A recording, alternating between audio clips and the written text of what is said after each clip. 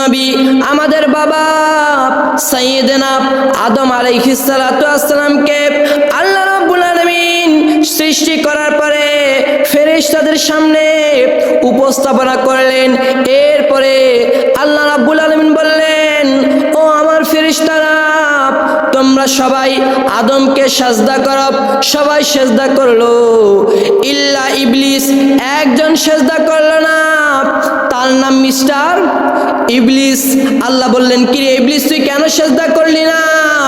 তখন সে বলল, সূরা বনী ইসরাঈলের 61 নম্বর আয়াত।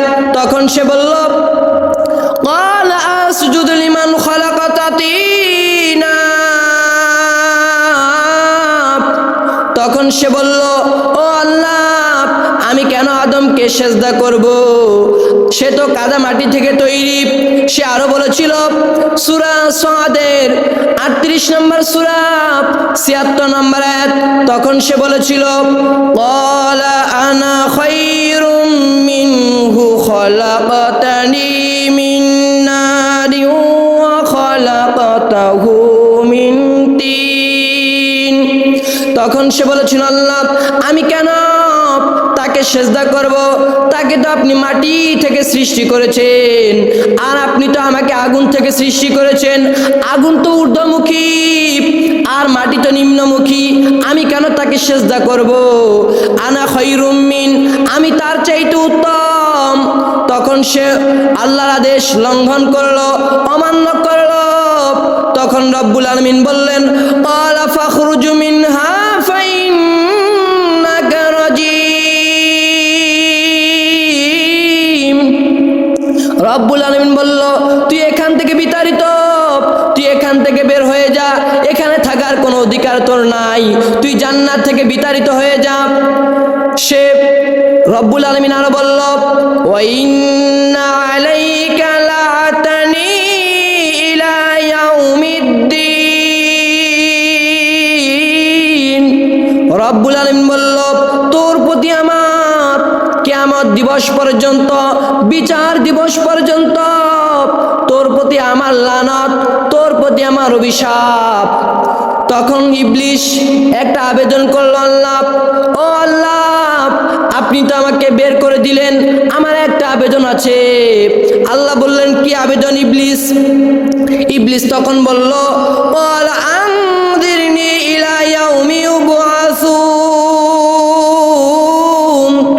ইবলিস তখন বলল, আল্লাহ, আপনি আমাকে কিয়ামত দিবস পর্যন্ত হায়াত দিন, অবকাশ দিন। তখন রব্বুল আলামিন বলল, ফাইন্নাকা মিনাল মুনযারিন। রব্বুল আলামিন বলল, যা, তোকে আমি কিয়ামত দিবস পর্যন্ত হায়াত দিলাম, অবকাশ দিলাম। রব্বুল আলামিন আর বলল, ইলা ইয়াউমিল ওয়াক্তিল মা'লুম, তোকে আমি নির্দিষ্ট সময় পর্যন্ত তোকে আমি সময় দিলাম, যার সময়সীমা আমি জানি, আমি ছাড়া আর কেউ জানে না। তখন ইবলিস বলল, ক্বালা ফাবিইজ্জাতিকা লাউগওয়িয়ান্নাহুম আজমাইন। তখন সে বলল, আল্লাহ, আপনার শপথ, আপনার ইজ্জতের শপথ, যে আদমের জন্য আমি পথভ্রষ্ট হলাম, এই আদমকে এবং এই আদম সন্তানদেরকে আজ থেকে ধোঁকা দেওয়া, ওয়াসওয়াসা দেওয়া, এটাই আমার প্রধান কাজ এবং প্রথম কাজ।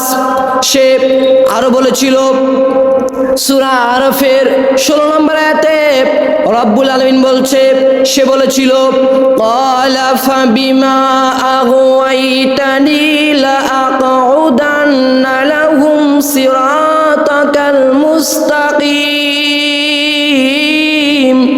সে বলেছিল, আল্লাহ, আমি তাদেরকে সিরাতুল মুস্তাকিমের পথ থেকে বিচ্যুত করব, ওই পথে আমি ওত পেতে বসে থাকব। যারা সিরাতুল মুস্তাকিমের পথে চলবে, আমি তাদেরকে প্রত্যেকটাকে জাহান্নামী করব। তাদেরকে নিয়ে আমি তাদেরকে সিরাতুল মুস্তাকিমের পথ থেকে বাধা দিয়ে তাদেরকে জাহান্নামী করব। এটা আপনার সাথে আমার ওয়াদা। সে আল্লাহকে ওয়াদা দিল এবং সে কেমন করে ধোঁকা দিবে তার ব্যাখ্যাও সে করে দিল। সে বলল সুম্মা লাআতিয়ান্না লাহুম মিন বাইনি আইদিহিম ওয়া মিন খালফিহিম ওয়া আন আইমানিহিম ওয়া আন শামাইলিহিম। তখন সে বলল, ও রব, আমি তাদেরকে সামনের দিক থেকে, পিছন দিক থেকে, ডান দিক থেকে, বাম দিক থেকে আমার আগ্রাসনী হামলা চালাবো। তাদেরকে আপনি একটা কেউ ওয়ালা তাজিদু আকসারহুম শাকিরিন, আপনি তাদেরকে একজনকেও শুকরগুজার বান্দা পাবেন না। আমি তাদেরকে ওয়াসওয়াসা দিব, ধোঁকা দিব। এজন্য রব্বুল আলামিন আমাদেরকে জানায় দিলেন, ইয়া আইয়ুহাল্লাযীনা আমানু, হে ঈমানদারগণ, ও আমার ভাইয়েরা, আমরা ঈমানদার না বেঈমান, আমরা ঈমানদার। রব্বুল আলামিন বলছে, ইয়া আইয়ুহাল্লাযীনা আমানু, হে ঈমানদারগণ, লা তাত্তাবিউ খুতুওয়াতিশ শাইতান, তোমরা খবরদার শয়তানের পথ, শয়তানের তরিকা, শয়তানের পথ অনুসরণ করিও না। কারণ হচ্ছে ইন্নাহু লাকুম আদুউম মুবিন, সে তোমাদের প্রকাশ্য শত্রু, সে তোমাদের দুশমন। আমাদের রব আমাদের বড় শত্রু ইবলিস, তার সাথে পরিচয় করিয়ে দিল, তার পথ অনুসরণ করো না। কারণ তার পথ যদি অনুসরণ করো তাহলে তুমি জাহান্নামে যাবা। সেজন্য রব্বুল আলামিন আমাদের বড় শত্রু ইবলিসের সাথে আমাদেরকে পরিচয় করিয়ে দিলেন।